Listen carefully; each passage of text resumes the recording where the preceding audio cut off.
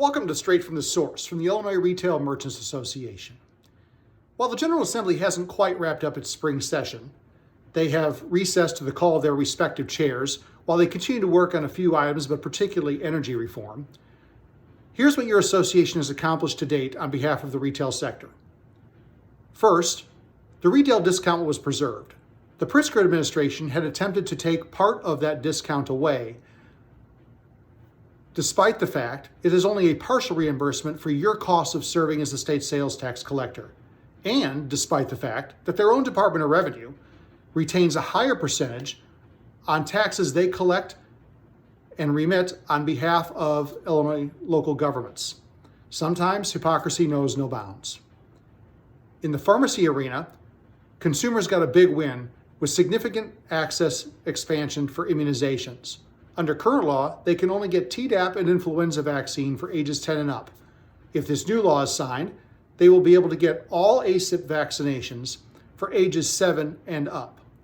However, the pharmacists will still continue to report whatever vaccinations they get to the local physician of the patient in question. In the liquor arena, there were several significant changes.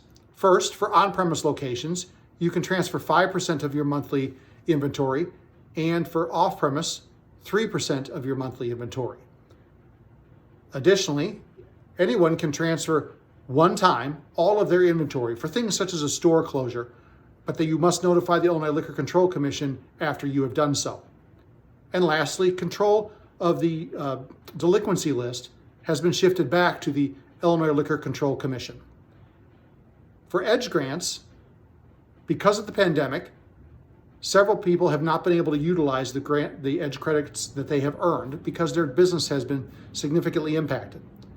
Under the new law, the Department of Commerce and Economic Opportunity will be required to issue rules granting at least 5 years and no more than 10 years of additional time for these entities to utilize their tax credits.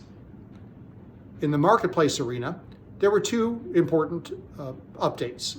First, a double taxation that occurred during 2020 for the use tax has been remedied by putting in place a tax credit that people can apply for if they were required to pay a tax they should not have been.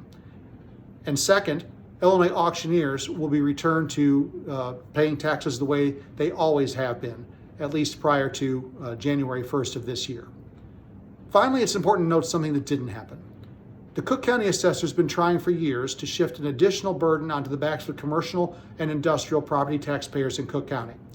He's been seeking a great deal of information from property tax owners, and while we indicated a willingness to talk about such, we wanted transparency in his office. He refused to accept that transparency, even little things such as allowing taxpayers to understand how their property taxes are calculated. While we are certain that this discussion will continue, we will continue to push for those transparency provisions. If you'd like to learn more about what IRMA does on behalf of its members, I encourage you to contact us at our website, www.irma.org.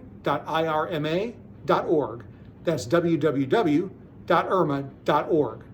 Have a great weekend.